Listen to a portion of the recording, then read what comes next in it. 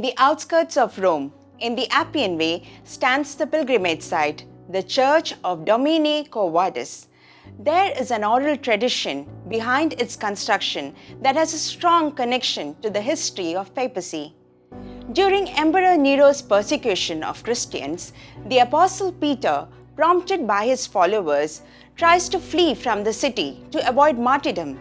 He meets Jesus in the Appian Way and asks, "Domine, quo vadis?" Lord, where are you going?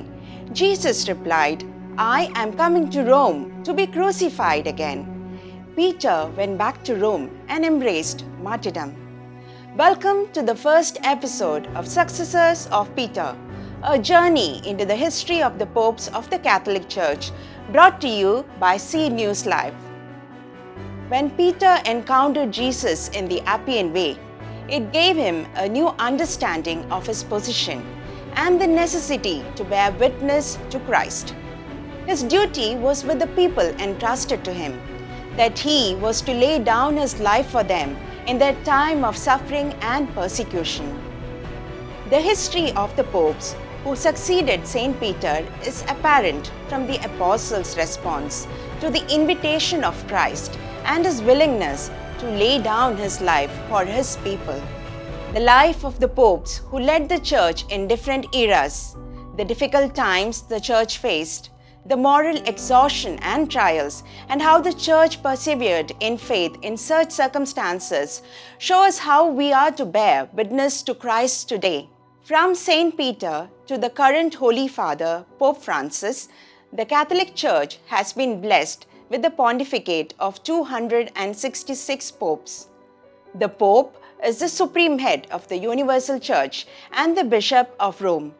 He is also the sovereign head of Vatican City, the smallest country in the world. He also holds various other titles such as Vicar of Christ, Successor to the Prince of the Apostles, Patriarch of the West, Ruler of Vatican City, and most notably, Servant of the Servants of God. The Pope also bears the title of the Great Fisherman as a successor to Saint Peter, also a fisherman. The Code of Canon Law, both CIC and CCEO, refers to the Pope as Roman Pontiff, derived from the Latin word pontifex, which means bridge builder. In Greek, the word papas, meaning father, is used to refer to the Pope. The love these great men had for the Church is evident from the fact that many of them have attained martyrdom and holy sainthood. Historians normally divide the papacy into three eras. The first era starts from the pontificate of Saint Peter the Apostle to Saint Miltiades in AD 313. Religious persecution of Christians and tortures were rampant during this period. Most of the popes during this period were martyred for faith. Papacy was also confined to the spiritual realm during this period. The second era runs from Saint Sylvester I in AD 313 till 1869, when the decree of infallibility was proclaimed. Spiritual authority and political authority was vested on the Pope during this era.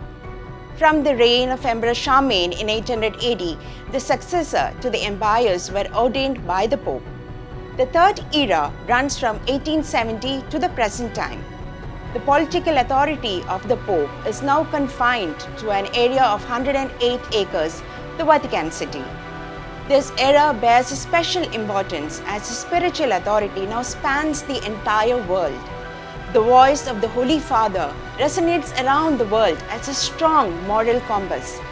To understand the history of the popes, it is also necessary to understand a little about papal elections, vacancy of the See of Peter, infallibility, and so on.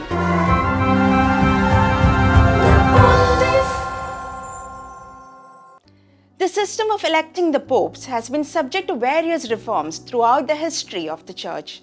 In the early days of the Church, the Pope was elected by the clergy with the approval of the believers.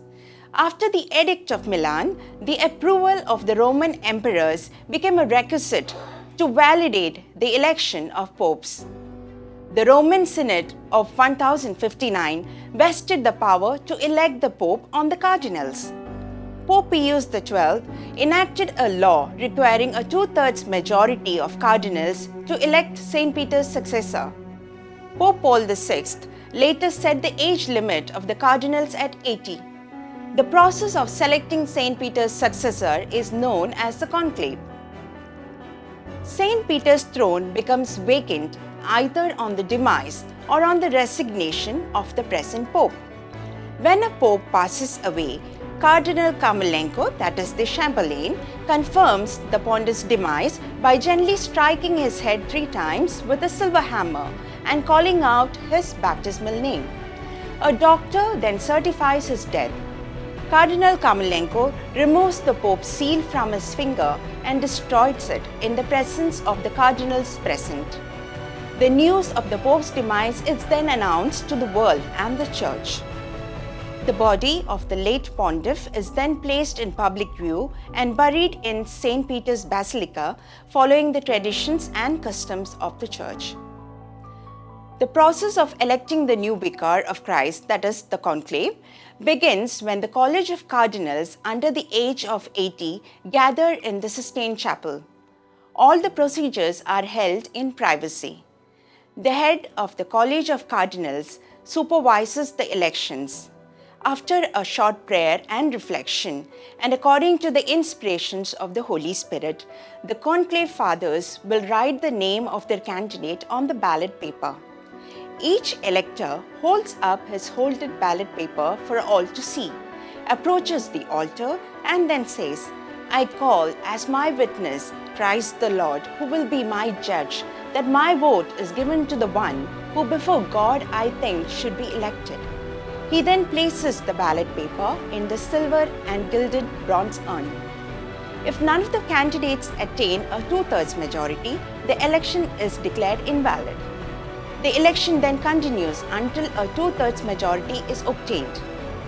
The ballots are burned with chemicals at the end of each election, and smoke is emitted through the chimney. If a pope is not elected, a black smoke is emitted. White smoke is emitted if the pope is elected. Once a two-thirds majority is obtained, the Cardinal Dean asks the pope whether he accepts the election and the name he will adopt if consented. He is then led to a room known as the Room of Tears adjoining the Sistine Chapel.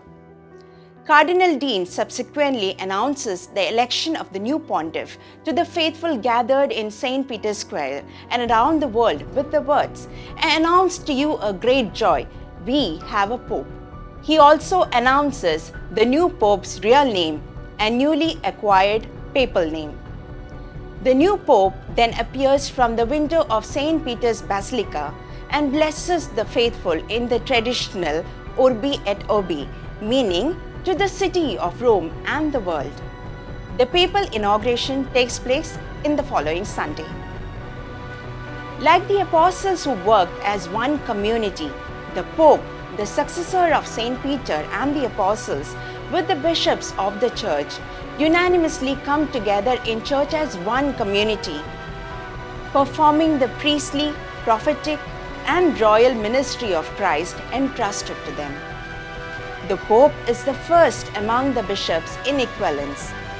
He, with the other bishops, exercises his authority in the church and, as St. Peter's successor, forms the basis of unity in the church. As vicar of Christ and successor to St. Peter, the Pope receives the gift of infallibility in matters of faith and morality. The Pope, while assuming the throne of St. Peter, when teaching matters of faith and morality by the grace of the Holy Spirit, cannot err. This does not mean that all teachings are infallible. A Pope's private theological opinions are not infallible. Only what he solemnly defines as infallible is considered to be so. Through his resignation, a pope can relinquish his position as St. Peter's successor in the church. A vacancy in St. Peter's throne occurs upon the announcement of resignation at his discretion. In the history of the Catholic Church, so far only 3 popes have resigned. Pope Celestine V in 1294, Pope Gregory XII in 1409, and most recently on February 27, 2013, Pope Benedict XVI resigned due to his advanced age and deteriorating health. The church is not mine, it belongs to the Lord, and therefore he will not allow this ecclesiastical ship to sink into the depths, for he is at the helm of the boat, and he will guide and control it, said Pope Benedict XVI in his farewell address. These are the words that underline the history of the church from its inception to the present day, as well as its growth and survival. The life and history of each pope in the church shows that Christ himself has led, still leads, and will lead the church without faltering whatever the crisis it may encounter. In the next episode, we bring to you the first pope of the Catholic Church, Saint Peter. This is Soni Manoj for CNewsLive signing off.